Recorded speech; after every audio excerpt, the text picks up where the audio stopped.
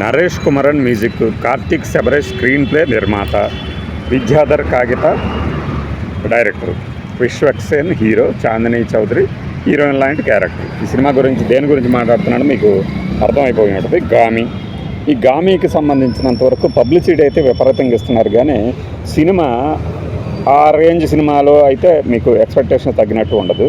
అయితే ఏంటంటే ఈ సినిమాకి సంబంధించి ఒక 3 కథలను ఒక కథలాగా చేర్చి ఈ స్క్రీన్ ప్లేను ఆ కథ గమనం ఈ రెండు కొద్దిగా ఆకట్టుకునే లక్షణాలు ఉన్నా కూడా ఏమైందంటే మధ్యలో డ్రాగ్ చేశారు, సినిమాని బాగా డ్రాగ్ చేశారు.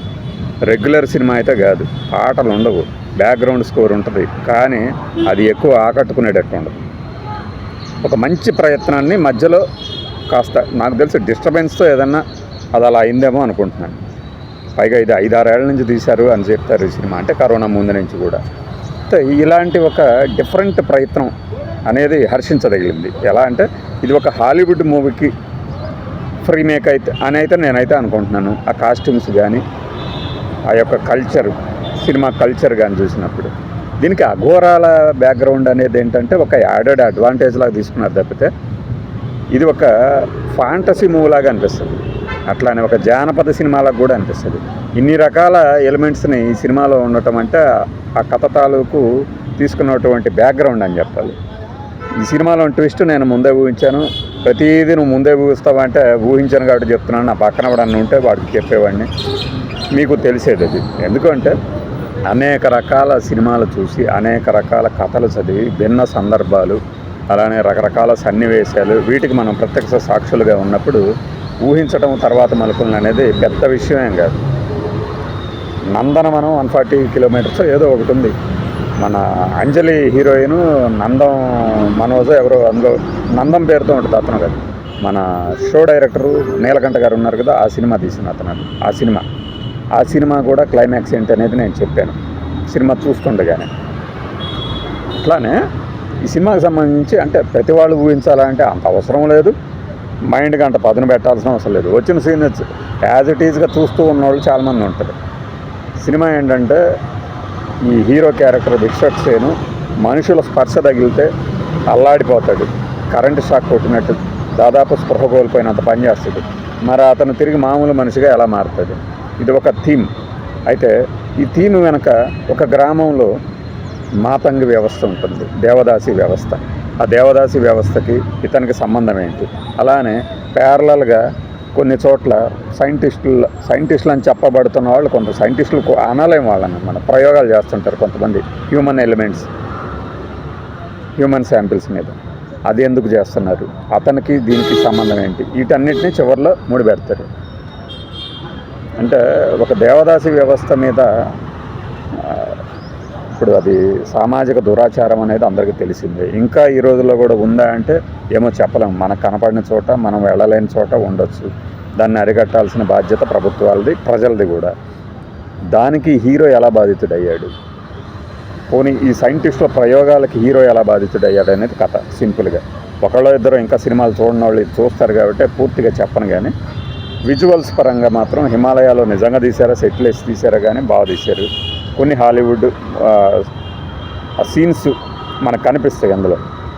క్లిఫ్ హ్యాంగర్ అని చెప్పేసి నేను బాగా చిన్నప్పుడు 90s అనుకుంటా వచ్చింది ఒక సినిమా, మన సిల్వెస్టర్ది.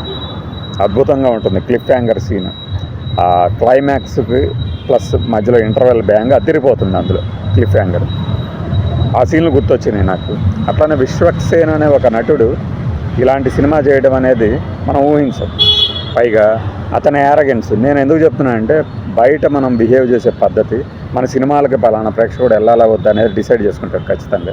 నీ యారగెన్స్, నీ తలబిరుస్తానంతో నువ్వు ఎవడైతే ఎందుకు వస్తే రాని పోతే అనొచ్చు. రామ్ గోపాల్ వర్మ గారు వేరు, ఆయన ఆల్రెడీ ప్రూవ్ అయ్యాడు. ఇప్పుడు చాలామంది బాలసుబ్రహ్మణ్యం గారు కానీ ఇంకొంతమంది కానీ మేము బూతు పాటలు పాడము అన్నారు, ఒక దశలో ఓపెన్ స్టేట్మెంట్ ఇచ్చారు. ఆయనకేమి కడుపు నిండింది కాబట్టి అంటాడు అంటే, సరే కెరీర్ బిగినింగ్లో కొన్ని తప్పక చేయాల్సి వస్తుంది. ఆ తర్వాత కూడా ఇంకా ఎందుకు చేయాలి, నేను చెయ్యను అని చెప్పడం ద్వారా ఆయన ఒక స్టాండర్డ్ సెట్ చేశారు. అట్లానే మనము ఒక రేంజ్కి వెళ్ళిన తర్వాత నా సినిమా చూస్తే చూడండి, చూడకపోతే మీ ఇష్టం అనే రేంజ్ వచ్చిన తర్వాత ఏమైనా చేయొచ్చు. ఇష్టం వచ్చినట్టు బిహేవ్ చేసేసి నా సినిమాలు అందరూ చూడాలి, ఎందుకు ఆదరించరు అని ఈ మధ్య ఆడేవాడు బిగ్ బాస్ వాడేవాడు బయటకు వచ్చి ఏడుతున్నాడు, నా సినిమాలు ఎందుకు చూడరు బాగా అసలు. అరే మొబైల్లో వ్యూస్ అంటే వేరు, ఫ్రీగా చూస్తాం.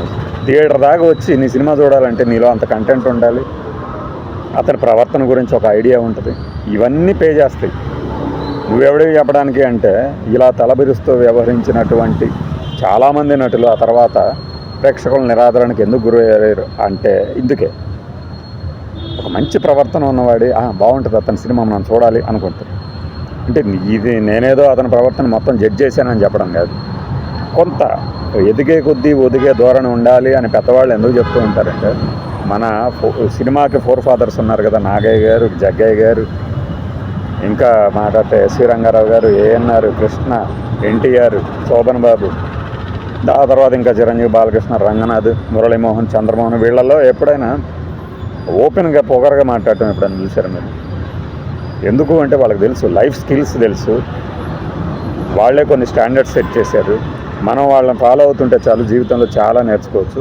ఆ మాటలు ఇప్పటికీ కొంతమంది చెప్తూ ఉంటారు, మేము వాళ్ళని ఆదర్శంగా తీసుకొని వచ్చాము, కృష్ణ గారిని చూసాము, చిరంజీవి గారిని చూసాము, వీళ్ళందరినీ ఆదర్శంగా తీసుకున్నాం, వాళ్ళు మాకు ఇన్స్పిరేషన్. మరి ఈ రోజున వీళ్ళని ఇన్స్పిరేషన్గా ఎవడు తీసుకుంటాడు? రోడ్డు పక్కన తిరిగే జులాయి వెధవలు, అమ్మాయిల్ని కామెంట్లు చేస్తూ వెకిలితనం ప్రదర్శించేవాళ్ళు. ఇదంతా ఎందుకు అంటే ఒక మంచి సినిమా కూడా నిరాదరణకు ఎందుకు గురవుతుంది అంటే మన ప్రవర్తన కూడా సినిమాల మీద పడుతుంది కాబట్టి, అంతకుమించి ఇంకేం కాదు. అట్లా ఒక మంచి నటన ప్రదర్శించాడు విశ్వక్సేన్. ఇందులో చాలా చక్కగా ఉంటుంది, టైం పాస్. అయితే కొద్దిగా సహనం కావాలి, డ్రాగ్ చేశారు కొద్దిగా సబ్జెక్టుని.